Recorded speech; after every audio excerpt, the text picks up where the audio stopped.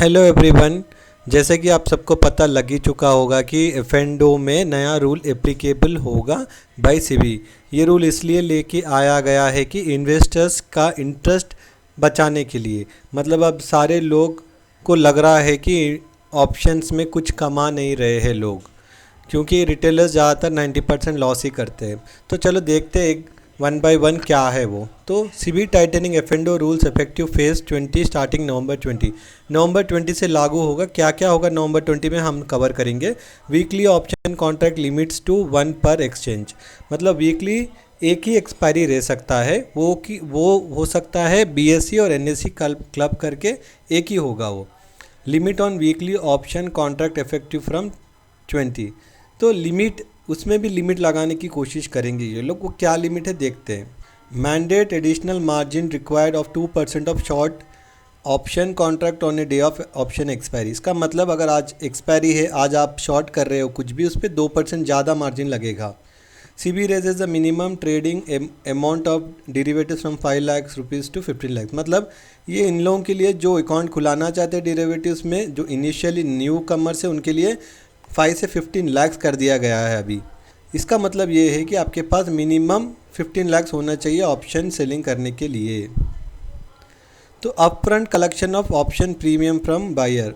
ये बायर का हमको अभी तक पता नहीं लगा है कि कितना अपफ्रंट कलेक्ट करेंगे, क्योंकि अभी हमने देखा कि ऑप्शन कॉन्ट्रैक्ट इंक्रीज होने वाला है। तो removal of calendar spread treating on expiry day. Calendar spread जो भी करते हैं, like buying this week selling in next week, वो लोग एक्सपायरी में नहीं कर पाएंगे। Intraday monitoring of position limits. Every 2 hours को ब्रोकरेज अभी इंट्राडे के पोजीशन चेक करेगा रिटेलर्स सबका। अगर उनका स्पैम मार्जिन और मार्जिन के बाहर जा रहा है तो वो लोग अपडेट करेंगे। Contract size of index derivatives, size increase होने की संभावना है। Rationalising of weekly index derivatives, जैसे कि हमने डिस्कस किया है। Increasing in tail risk coverage on the day of option expiry, कि एक्सपायरी पे लोग और ऑप्शन 2% ज़्यादा लेंगे। तो इसका मतलब ये है कि ऑप्शन बायर के लिए ज़्यादा कुछ है नहीं, सेलर का ही प्रोटेक्शन ज़्यादा देख रहे हैं ऐसा लग रहा है। सेलर्स को अब इतना प्रीमियम बढ़ा देंगे कि सेलर्स जो छोटे मोटे सेलर्स है वो बायर बन जाएगा। अब अगर वो बायर बन जाएगा तो क्या होगा, कैसे भी उनको चाहिए वॉलेटिलिटी, मार्केट में वॉलेटिलिटी है ही है अभी। सेलर तो कैसे भी कमा ही रहा है, बायर और गवाएगा और वो लोग मार्केट से बाहर हो जाएंगे। तो ये इनका कॉन्सेप्ट है। अगर सेबी को इतना ही चिंता होता ऑप्शन बायर का, वो लोग एक्स्ट्रा एक्सपायरीज जो लेके आए थे मिड कैप का, फिनेंशियल निफ्टी का, ये सब लेके नहीं आते थे। क्योंकि डेली हमारे पास एक एक्सपायरी है, वो हम लोग ऑलमोस्ट लास्ट 1 ईयर से ही देख रहे हैं वो। तो उनको ये सब लाने की ज़रूरत नहीं थी first of all. Second thing, जो ऑप्शंस के साइज़ रिड्यूस किए गए थे, निफ्टी में 75 था, आप 25 किए, बैंक निफ्टी में 25 था, 15 किए, ये सब इनको ज़रूरत नहीं थी।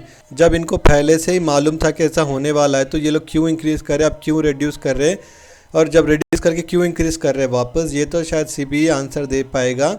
और ये ऑप्शन सेलर्स को क्यों इतना प्रोटेक्ट करना चाह रहे, पहले ही वो लोग ऑलमोस्ट रिच पीपल है, ओके, और वो लोग इतना प्रीमियम देने के लिए भी पीछे नहीं हटेंगे। तो whatever the normal small peoples, those who want to earn from a stock market, hedging their position, hedge करने के लिए भी उनके पास मैक्सिमम अमाउंट होना चाहिए अभी।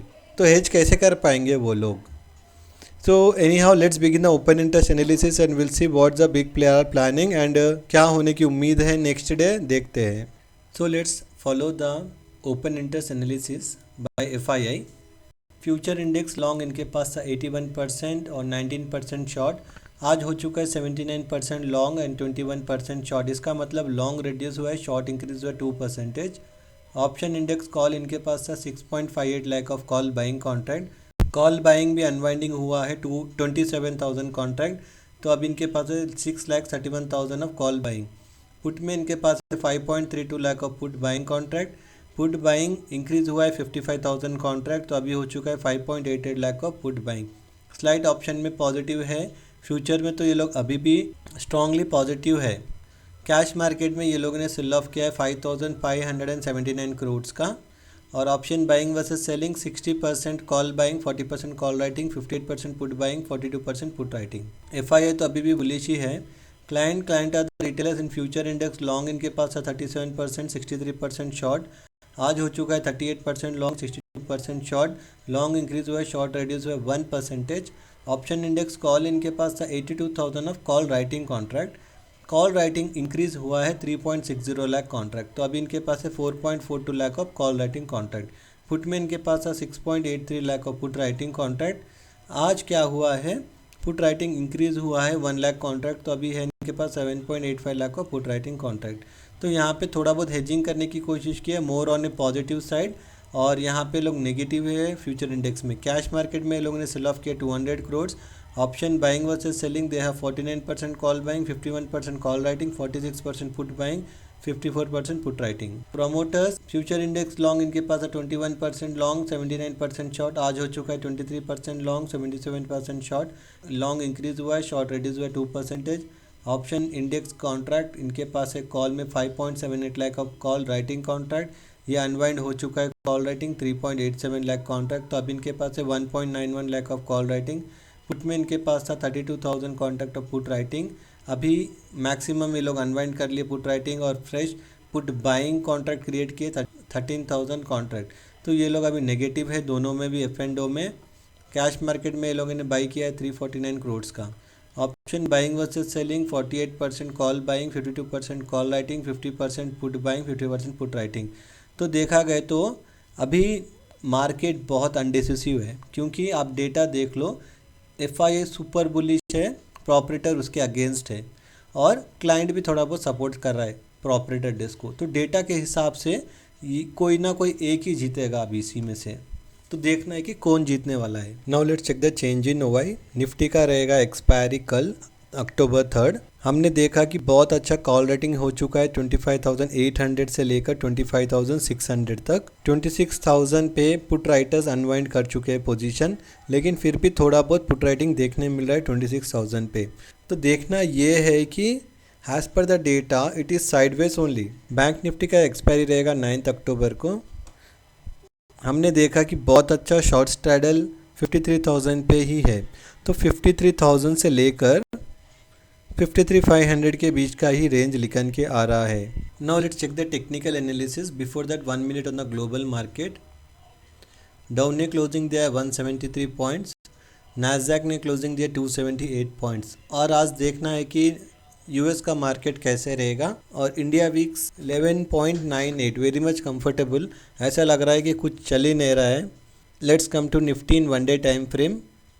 एक डोजी कैंडल बन चुका है हमारे सपोर्ट लेवल पे ही, अगर ये सपोर्ट टूटने पे शायद ही हमको थोड़ा और या तो फिर थोड़ा अच्छा ही गिरावट देखने मिल सकता है। So now let's cheque bank Nifty in 1 day time frame. Bank Nifty में इंडेसिसिव कैंडल है, अगर यहाँ से ये कंट्रोल हो गया है, मतलब बाइंग प्रेशर आ रहा है यहाँ से, तो थोड़ा बहुत sideways to upper momentum only we can सी।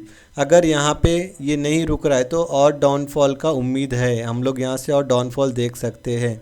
तो हमको क्या करना है निफ्टी बैंक निफ्टी में, it's better don't do anything for this week, let's wait and watch. देखते हैं कि क्या होगा, लोग रिटेलर्स और बड़े प्लेयर्स इसको कैसे ले रहे हैं ये डेटा को, तो उसके हिसाब से we can wait and we can do trade on next trading sessions next week.